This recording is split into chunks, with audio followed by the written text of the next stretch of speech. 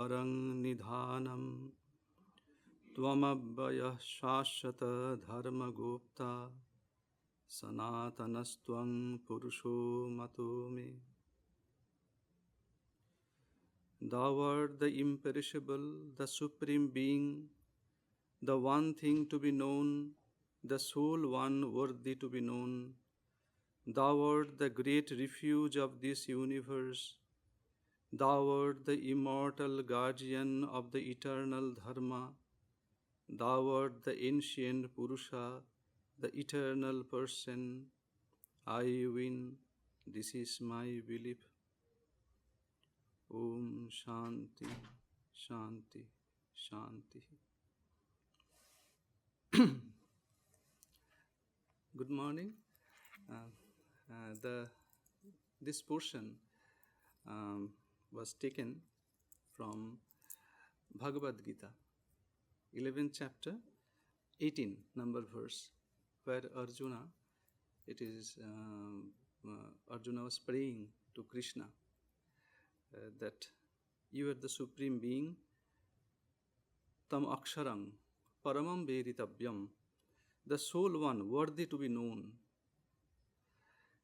You are the great refuge of this universe.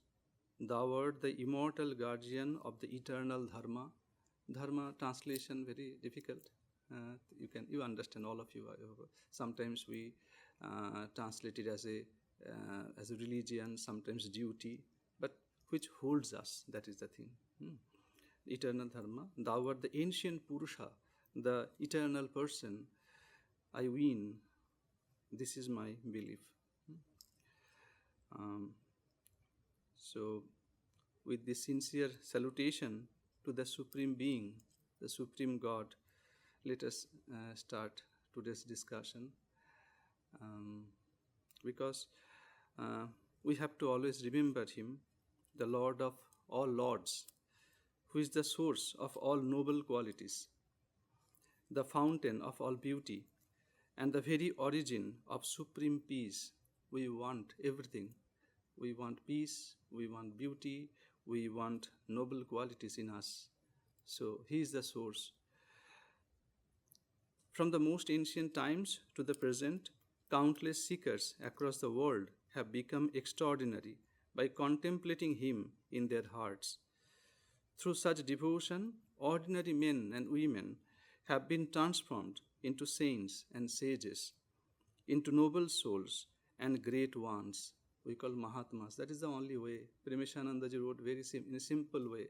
That is the gist of all of your spiritual practice, all of your noble venture. That when you think about that source in your heart, somewhere you have to put your mind. That is the best place to put your mind, somewhere. So that's what will happen. You will be transformed into a great soul. That is the way simple person, they became saints and sages. Therefore, may we never cease to dwell upon that Supreme Being in our hearts, the source of the infinite divine virtues. Let our thoughts always flow toward Him who alone makes our lives truly blessed. So that's why we are discussing about the relationship between Swami Vivekananda and his brother disciples. They followed also same that way. They walked through the same way. They did that. And we are meditating, contemplating on their life to get that inspiration how to do that. And I remember in our last discussion, last part of lecture of the series, it was part 6, today part 7. And we tried in our that last lecture, last talk, that to give you some idea of that chronology of their life. We were discussing mostly about 1890 to 1894, that time period, when and we have seen that Swami Vivekananda for the last time when they met at Delhi and for a short while in Jaipur and Mumbai. Hmm. So I should say not Jaipur, it is Abu Pahara, Mount Abu. On the way to Khetri, they met Swami Vivekananda, Swami Turiyananda, and Swami Brahmananda. Then Swamiji, he went alone and he told, I have got some message from the divine call. I have to live alone. Please leave me. So we have seen in 1891-92, if you see the letters of Swami Vivekananda, only a few letters you will get. And it was hardly written to his brother disciples. Mostly some friends, now and then, occasionally, because you need, that was the only way to communicate. We have to remember. So a few letters we get. So in that letter, and we are talking about a particular letter, in 1894, about the date we were unsure, but Sister Gargi, Mary Louise Burke, in New Discoveries, it is a monumental work that she did that. In that, and she raised an interesting question. So let us start with that question. So in 1893, we see some letters written to his South Indian devotees, like Alasinga Perumal and some devotees from Rajasthan. But he never wrote a letter to brother disciples. So it is an important question because our topic is inspiring relationship. So, this question can be raised. It is reasonable. So why he wrote to his disciples, South Indian disciples, or maybe some Rajasthani disciples or Gujarati disciples? Why not to his brother disciples? Why? So let us read a little bit from. So you can find it, New Discoveries, Volume 1, page number 183. So, but even though this letter means one particular letter, we initially thought that probably he wrote this letter in summer of 1894. But some recent search proved that probably it was written in mid-January. So he is talking about that letter.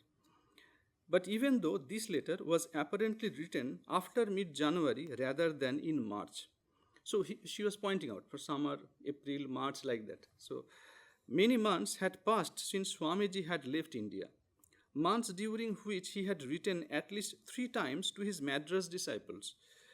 And the question remains why he had waited so long before communicating with his brothers.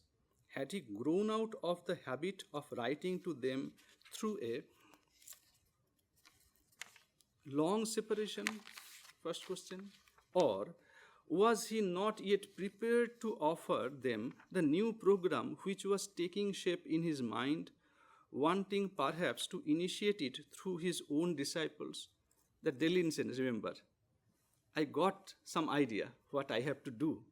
Probably, Sister Gari said, probably it was still in process of he was trying to that shape it in a concrete form.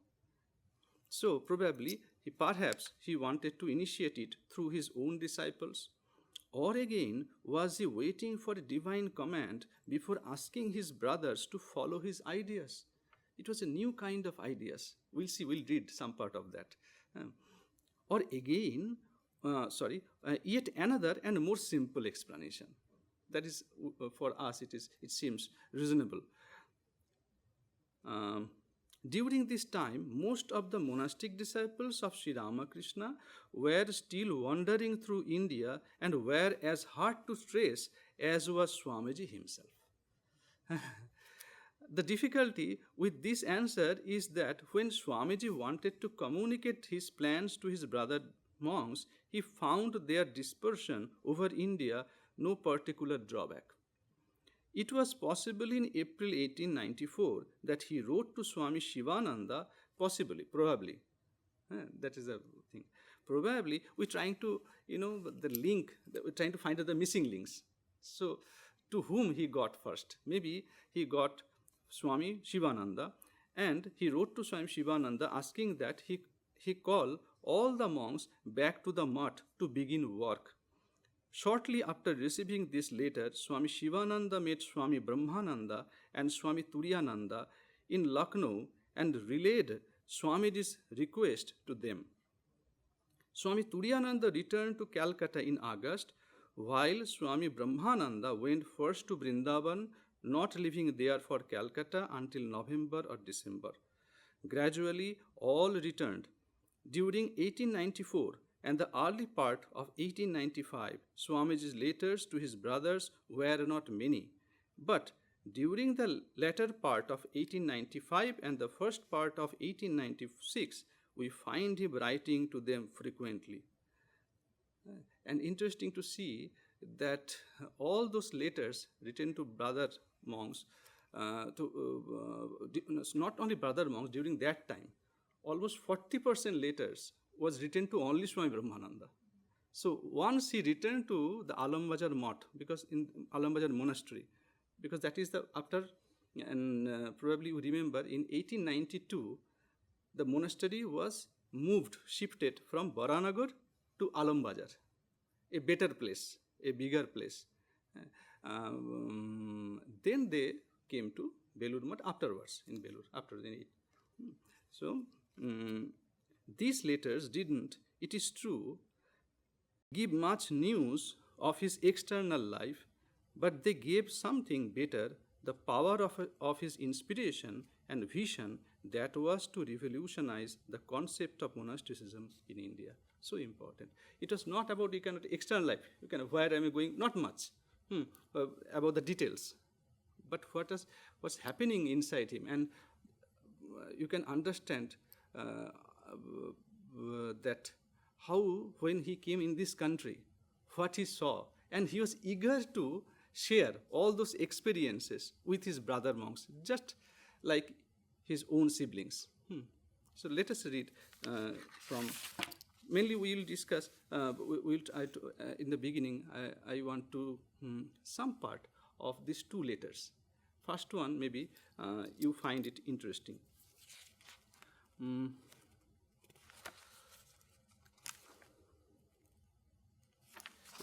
It is that mid-January 1894. And Swamiji, you can check, Swamiji was mostly traveling the northern part of US, of the US, Memphis, all those places here and there. So, it was written to Shashi, that is Ramakrishnanandaji, because he was not sure that where this Rakhal Hori would be. He knew Ramakrishnanandaji, Shashi, was the central figure at that point of the monastery, because hardly he left the monastery leaving Sri Ramakrishna behind. Somebody had to continue that, that worship part, regular part. So, we'll discuss in Ramakrishna, when we'll discuss Ramakrishnanandaji, he was like a mother of the monastery. So, Swamiji knew, if I write to Shashi, he must be there. So, he wrote this letter. Remember, Swamiji, he arrived in the US in July, August, May, this time. So, from that point to January, December, he was busy with that initial work. He got that recognition in September 1893, the Parliament of Religion that happened at Chicago, and that he got terribly busy after that. So, I have not written to you since coming to this country. But Haridas Bhai's letter gives me all the news. It is excellent that G.C. Ghosh and all of you have treated him with due consideration. Haridas Biharidas Desai, he was a renowned person in the Rajputana. So, and became very close friend of Swami Vivekananda. Probably he was visiting Calcutta and went to visit this monastery, and all of them treated very nicely. So he got all those news of the monastery from that Desai's letter. So now, I have no wants in this country, but mendicancy has no vogue here, and I have to labor, that is, lecture in places. You are thinking about, forget about India, wandering monks. So he giving the ideas, just chatting with that. So probably you are thinking about, I am India, forget about India. It is not India. So here you are begging and living on alms. No, it is not possible. So I have to labor. That is, lecture in places. It is as cold here as it is hot. The summer is not a bit less hot than in Calcutta. And how to describe the cold in winter? The whole country is covered with snow, 3 or 4 feet deep, nay, 6 or 7 feet at places. So we have to remember all those things written in Bengali. So I found somewhere I noticed that it's a difficulty with the language. When you write in mother tongue and Swamiji's, it is so lively. You can feel that as if talking. So he was like a genius. Probably you have known about Rabindranath Tagore. Once he suggested a scholar to read the language of Swami Vivekananda, the Bengali, because they were the Bengali authors mainly in general. So it was a unique kind of thing. So Swamiji was without a doubt a true genius. Let us remind something about starting that. Every action of his bore the unmistakable mark of that brilliance. If he is cooking, something extraordinary he will do. If he is playing, something strange he will do. If he writes, again, something extraordinary. So we have to remember. Even his letters reflect the depth and richness of his extraordinary merit. When Swamiji wrote to his dearest and most intimate brother disciples in his mother tongue, that is Bengali, those letters would overflow with joy, warmth, and literary beauty. His writings sparkled with originality, filled with playful wit, humor, satire, affectionate teasing, and a unique fusion of languages such as Bengali, Hindi, Urdu, Sanskrit, Arabic, Farsi, all together. Some kind of fusion. He would often invent new expressions by blending these tongues, which made his letters lively, tender, and deeply expressive. So, to capture the full flavor of those letters in English is an almost impossible task. Yet, even through translation, we can still catch glimpses of the rare and beautiful bond he shared with them. These brother disciples were to Swamiji not just companions, they were his friends, siblings, and sometimes like a child also. Like a mother, he used to scold them. And these precious letters stand as enduring proof of that sacred relationship. So just keeping this thing on mind. So I wrote this part for a different letter that we'll read that part. So let us go again to that letter, previous letter. So he was writing that in the southern part there is no snow. Snow, however, is a thing of little consideration here. In Calcutta, hardly you will get snow.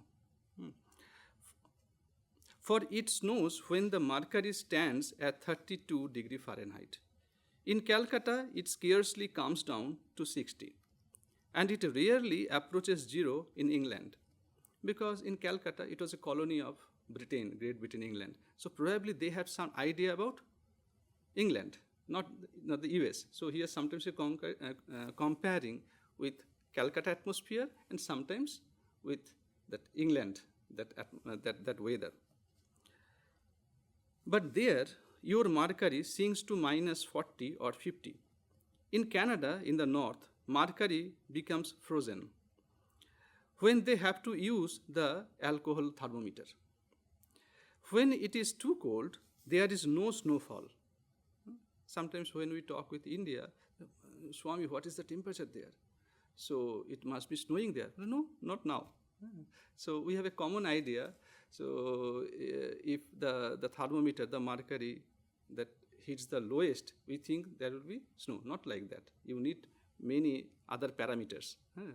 Some kind of how much humidity it is there, everything you have to keep in mind. But Calcutta people does not know.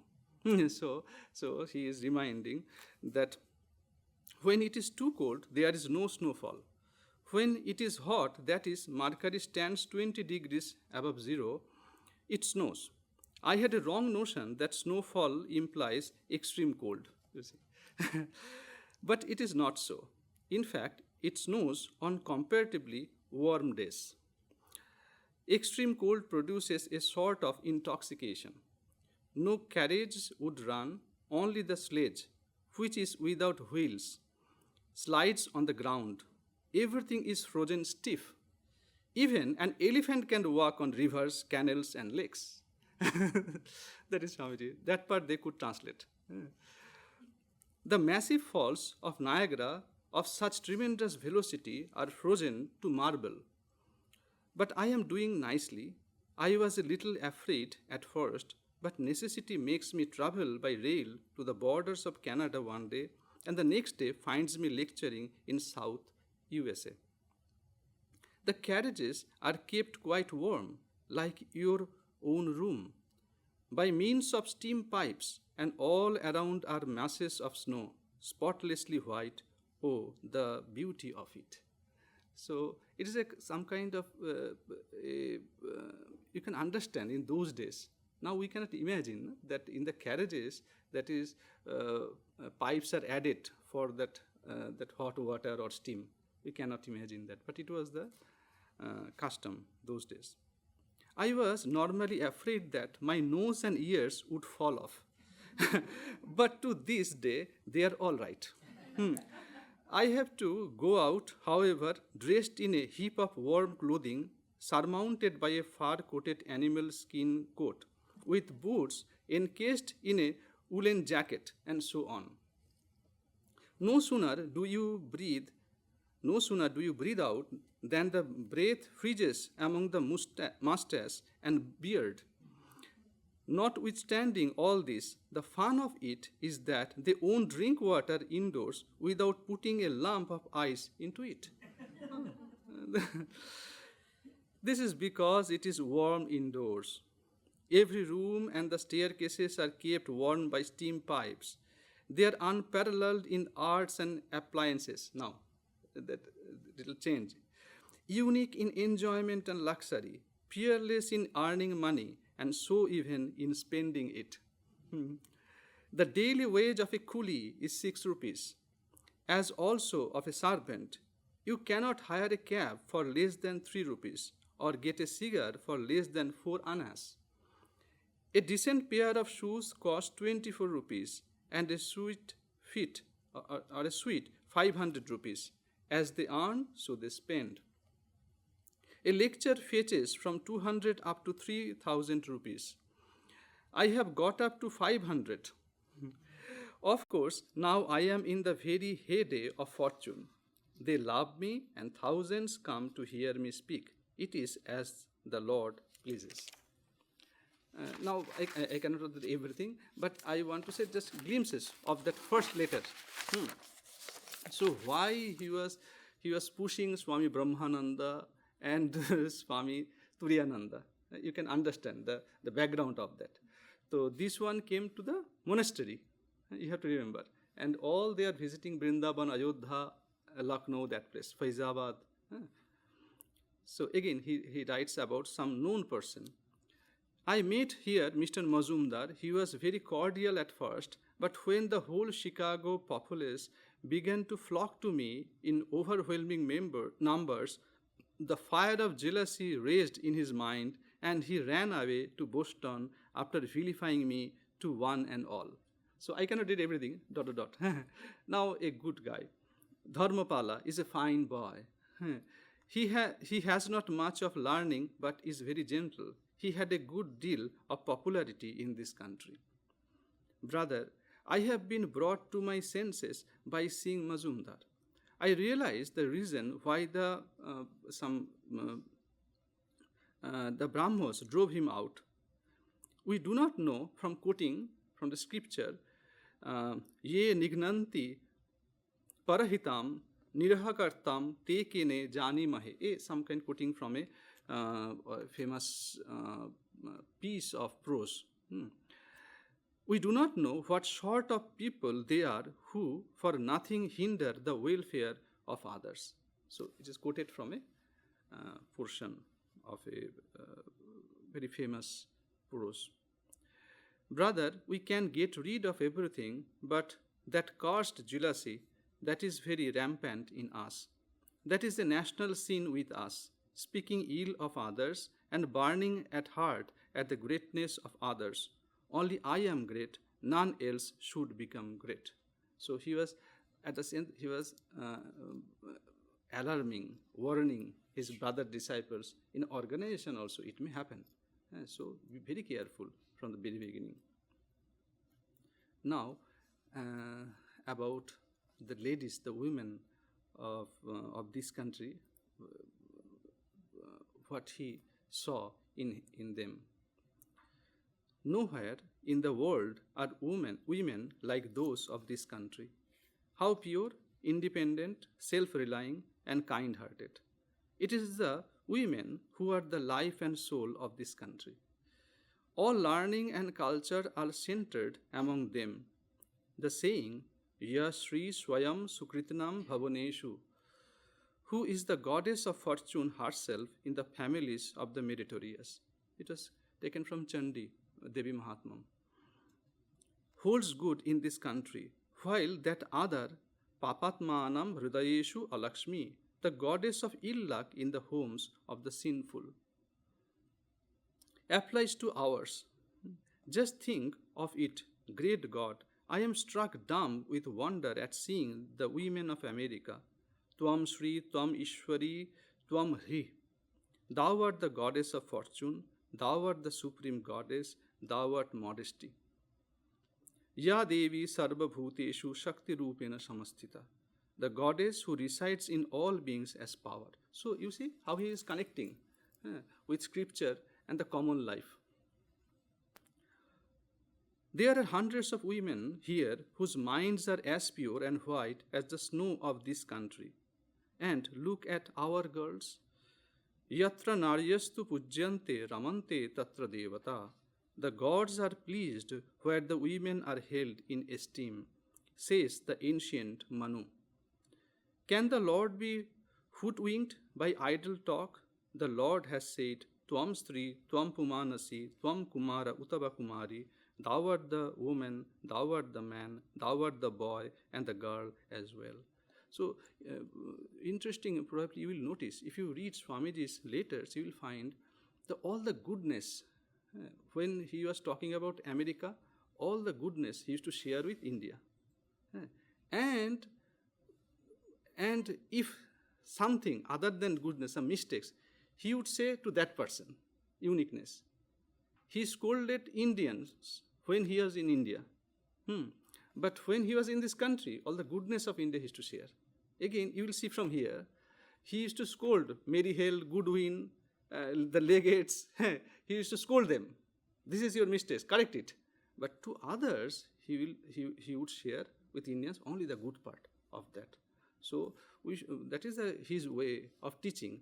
Learn the goodness from each other. If I have to say something, I will tell it to you. I will not share all those mistakes with others.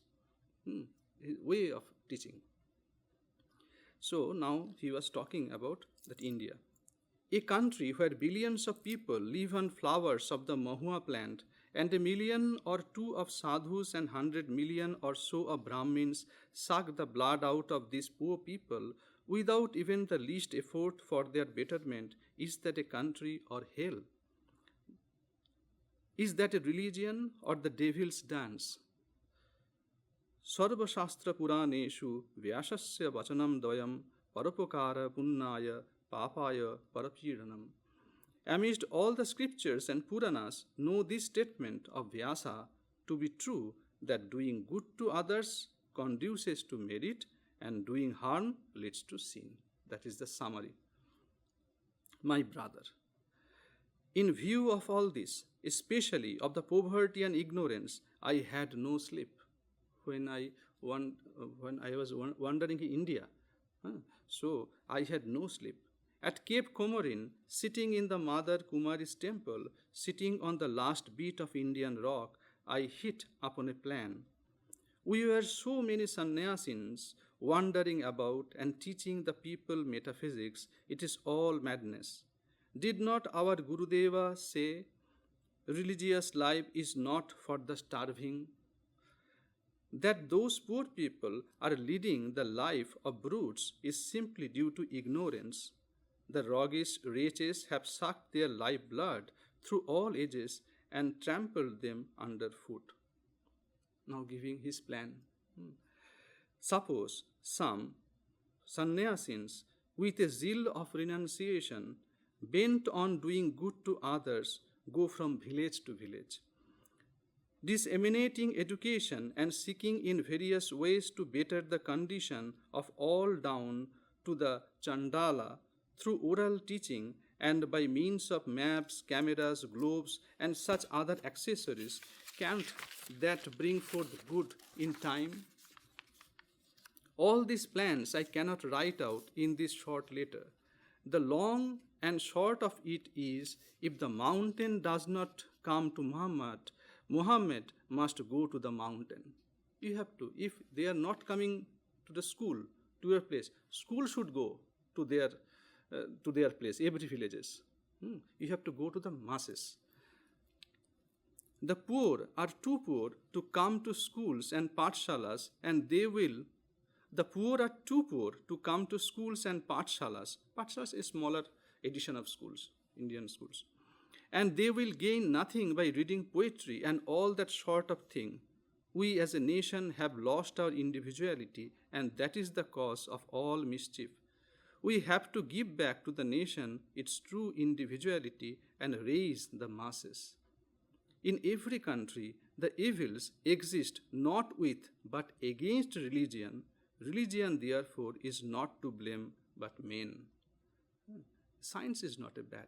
The warmongers are bad. They use sciences, education, like that. Religion is not a bad thing. The human being, they, for their own interest, they use that. Everywhere we can see that. So I am skipping some places. To effect this, the first thing we need is men, and the next is funds. As our country is poor in social virtues, so this country is lacking in spirituality. When he came here, he noticed that. I shall try to earn the wherewithal myself to the best of my might and carry out my plans, or die in the attempt. Sannimitte varam tyaga vinase niyate sati. When death is certain, it is best to sacrifice oneself for a good cause. You may perhaps think that what utopian nonsense all this is. You may think that. You've never heard of this kind of thing. You little know what is in me. Some kind of self-assertion. You do not know me, what I am really. Little bit. So you little know what is in me. If any of you help me in my plans, all right, or Gurudeva will show me the way out. And yours, now his signature. Now there is a note. Convey millions of my salutation to the Holy Mother. Through her blessings, I enjoy all-round welfare. So that's the thing. Now it goes on. So thing is, I'm trying to point out what was in that letter.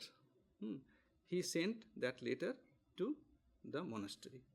Now, probably that Mahapurush Maharaj, he came wandering here and there, Mahapurush Swami Shivananda, and they found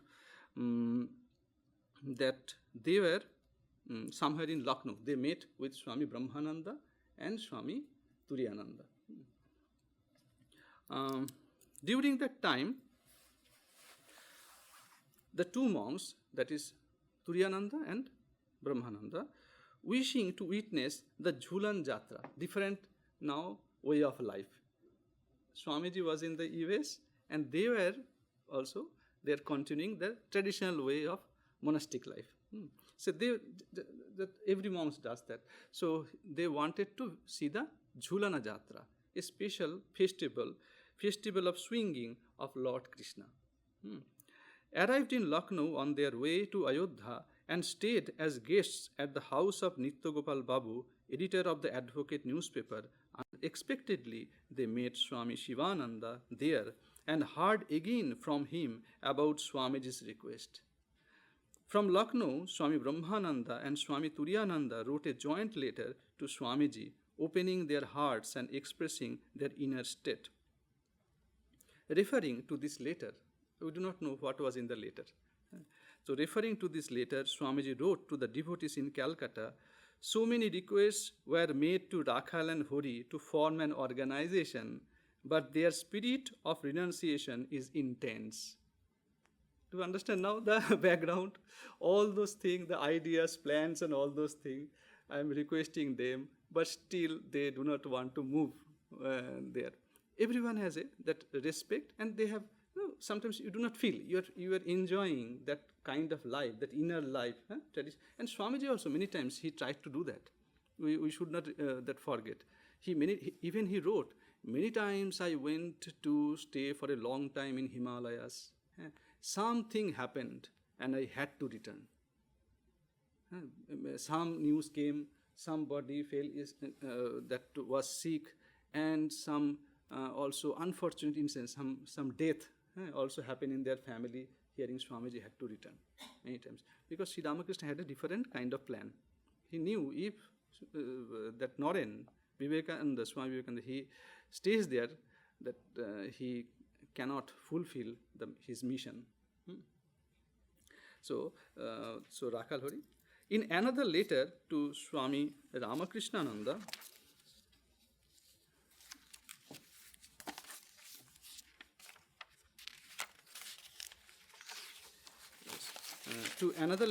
Swami Ramakrishnananda, Swamiji mentioned the same letter and wrote jokingly, "It seems your adda, that is meeting place, is very malarious." Rakhal and Hori both wrote that, "Please give my many, many bows to Raja and Hari, like a stick, like a brick, like a chhatri, umbrella." Remember? Here we stopped. So we told that give my salutation like a stick, like a brick, like an umbrella. What does it mean? So just that's why I mentioned that Swamiji, that is he used to invent many new kind of words. So Ishtok is a Sanskrit word for brick. Offer my pranam like a piece of brick. Offer my pranam like a latti, or sometimes we call lattu in Bengali, and sometimes in Hindi belt latti, or sometimes latim. So it is some kind of a traditional toy that is commonly played with by children. It has some kind of, usually conical in shape, made of wood or similar kind of material, conical shape. Many of you probably noticed that. In some part of South Asia also, they used to play that. So a string is tightly wound around the body of the toy.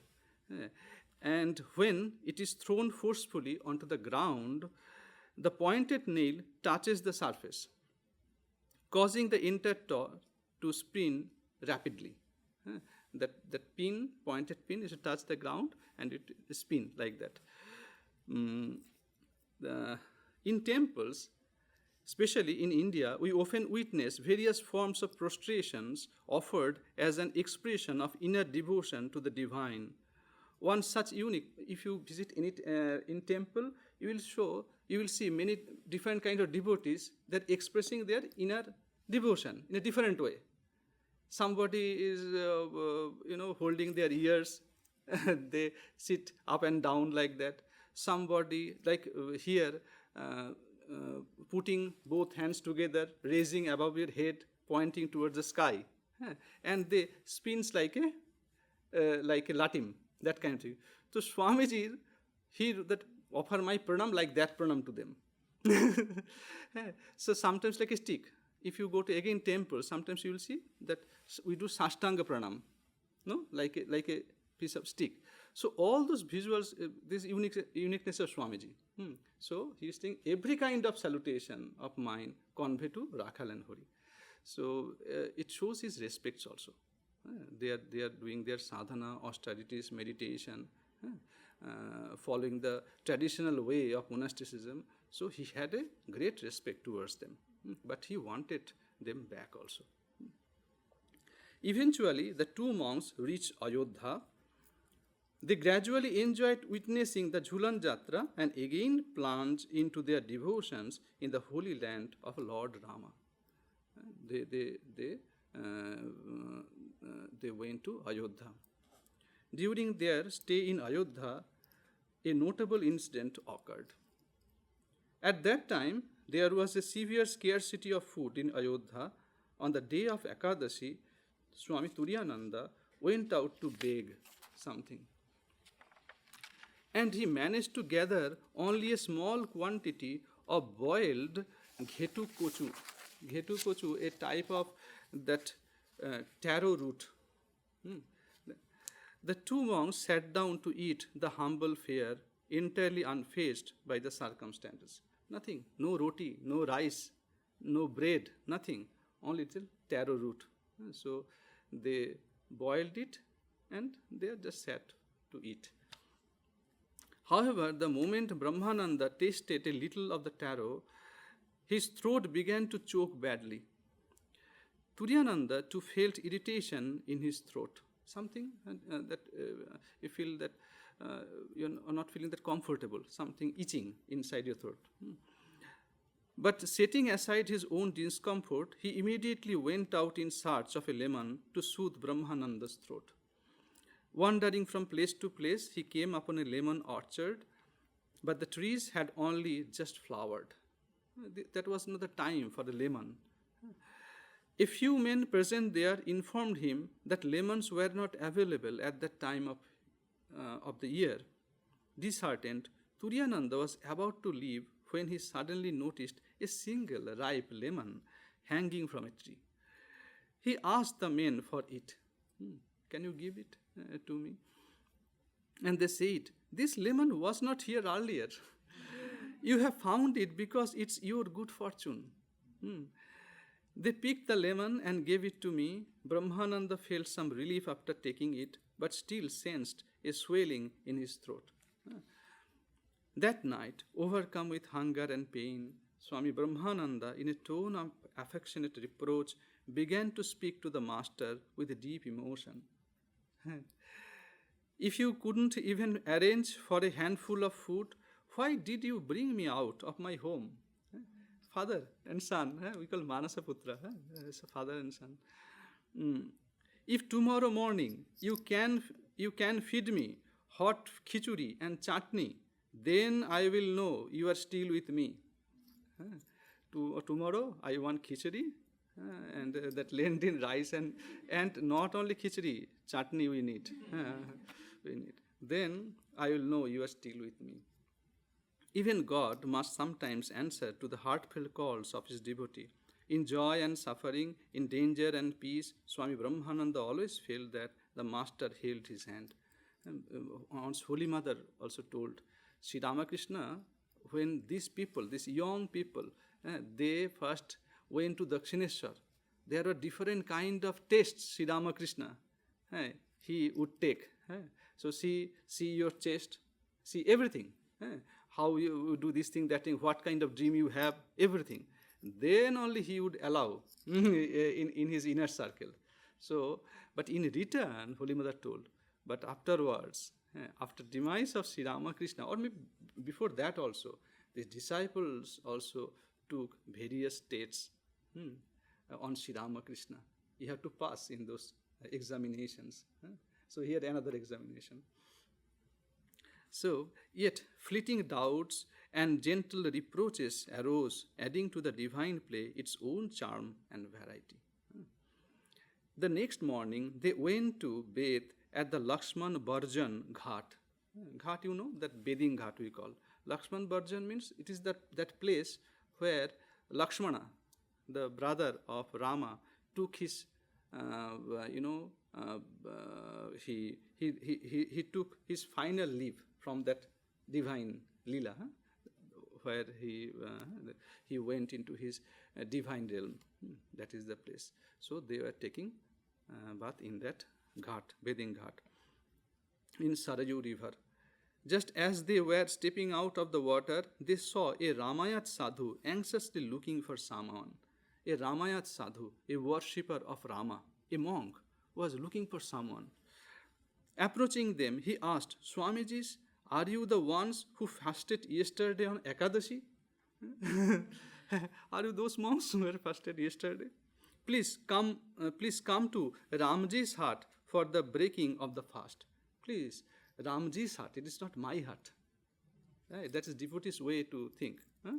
It is not my kutia, my hut. It is Ramji's. My hut belongs to Ram. Please come. The monks were taken aback. One of them asked, Babaji, what do you plan to feed us so early in the morning? So early in the morning, where you go for begging or how you cook? The monk respectfully replied that he had just made an offering of khichuri to Lord Rama. And the meal was ready. It would be the Lord's prasad. So this morning I cooked early in the morning, khichuri. And I offered to Rama. So will be the prasad.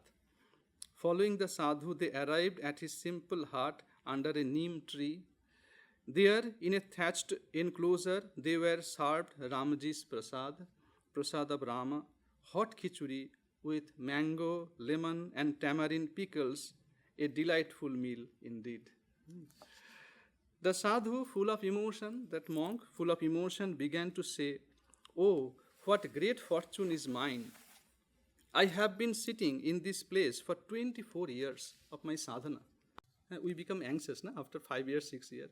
I am doing my sadhana for the last 24 years, yearning to hear a single word from Ramji. I have longed just to behold him once. Today Ramji has bestowed his grace upon me. Tears flowed freely down his face. Swami Brahmananda asked gently, Babaji, could you please tell us what exactly happened?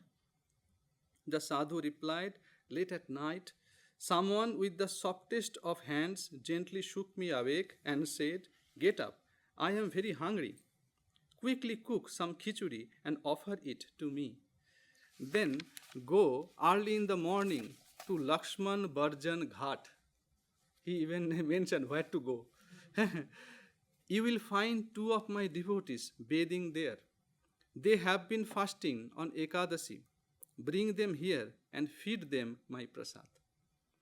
Pointing to a picture of Lord Rama he had installed in the hut, the monk said, I saw clearly it was this Ramji who touched me and spoke those words. Thanks to your grace, Ramji has finally shown mercy to me.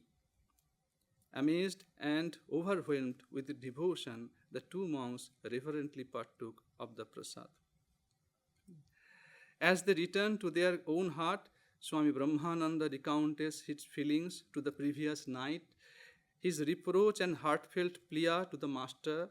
Once again, they were filled with peace, realizing how the master's unconditional grace always protected and guided them. So we call this is dissatisfaction is bad, but divine dissatisfaction. And they say when the Adhar, the vessel, when it is big, more doubts it comes. More doubt, you will get more doubt. So with this unfulfilled yearning, that's divine yearning, Swami Brahmananda quietly left Ayodhya and returned alone to Vrindavan. Swami Turiyananda went to Faizabad, where a devout lawyer had a house with a well-stocked library filled with valuable spiritual books. Swami Turiyananda stayed in Faizabad for several months, deeply absorbed at the end, absorbed in spiritual study. At the end of Chaturmasya period, Swami Shivananda came searching from Lucknow and finally met Swami Turiyananda in Faizabad around the month of November. So it's 1894. Together, they wrote a letter to Swamiji at his American address. Referring to this letter, Swamiji wrote in one of his own letters, I recently received a letter from Tarokda and Hori. Tarokda means Swami Shivananda. From it, I came to know that they are returning to Calcutta. So before that, in Lucknow, we talk about Lucknow when before going to Ajodhya. So I remember one line that I missed. So before this incident, our Swami Shivananda, he told, in Lucknow, one day it happened, we all together, these three brother disciples, sat on the roof of a house. Whole night we spent in that, with that, stories of Sri Ramakrishna, all those things. So then also it, sometimes these 2 or 3 lines, you can contemplate on that. 3 or 2 people, they remain awakened whole night. And what kind of talk? The talk of that Sri Ramakrishna, of spiritual realization. It's an extraordinary thing. We also spend nights, sometimes maybe reading books, sometimes maybe watching TV, sometimes other kind of partying. But here is the difference of that, that even spiritual discussions also can make you awaken throughout the night. This interesting thing. So now, meanwhile, when Swamiji came to know that Brahmanandaji had once again gone to Vrindavan, he wrote to Swami Ramakrishnananda at the Alambazar monastery, Rakhal, that is Raja, going round and round, has returned to Punar Vrindavanam Gachet iti. Returns to Vrindavan again. He is going to here and there, but when again he is returning to Vrindavan, because Sri Ramakrishna had that vision. He was dancing with Krishna, had a different kind of connection. This was Swami Brahmananda's 4th visit to Vrindavan. He had now entered into a deep mood of non-attachment, anasakti. He was alone now. So a deep mood of non-attachment prevailed in his heart, and utter dependence on none but the divine. Only you have to depend only on God. So, embracing the difficult and austere discipline known as the Ajagara Vritti, he dwelt, it is said, somewhere near Kusum Sarovar.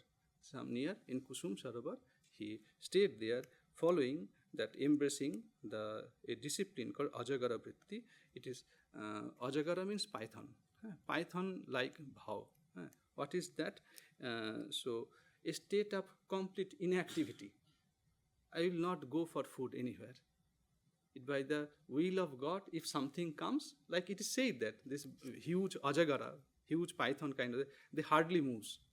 They lie down in a simple place. If something comes, that it takes it as its food. So Ajagara like how I will not go nowhere. It is completely depending on God's will. And if food comes, in whatever I need, it will come to me. I will not go for that. He did not go out to beg, nor did he ask anything from anyone. If someone, recognizing his saintliness, offered some food out of reverence, he might receive it, and yet there were days when he got nothing at all. One day, a pious devotee from the land of Braja, that is from Vrindavan, a Seth, you may remember that a wealthy businessman kind of community, he came and offered him some food. Probably he saw something in some divine kind of face, divine kind of that demon, or he offered some food. On another occasion, a noble-hearted person placed a new woolen blanket before him and left silently. But a little later, a thief appeared, and right in front of Brahmanandaji's eyes, picked up the blanket and walked away.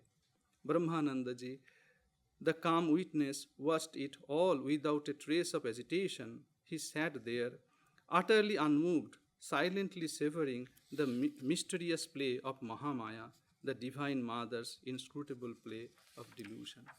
He noticed somebody gave food, somebody gave a blanket, and somebody came and took it away to his mind. He accepted as a play of the great Lord, the Mahamaya. So let us conclude today's discussion. We'll continue and we'll see probably it is the end of 1894. So in 1895, we do not know exact date, but at some point he returned to the Alambazar monastery. A different story will begin. Om Niranjanam Nityam Anantarupam Bhaktanukampa Dhrita Vigrahang Vai Ishavatarang Parameshamidyam Tang Ramakrishnam Shirasa Namama. Salutation to Sri Ramakrishna, the incarnation of the Supreme Lord, who is worshipped by all and is the perfect embodiment of the eternal truth, manifesting in various forms to guide and help mankind. Om Shanti, Shanti, Shanti.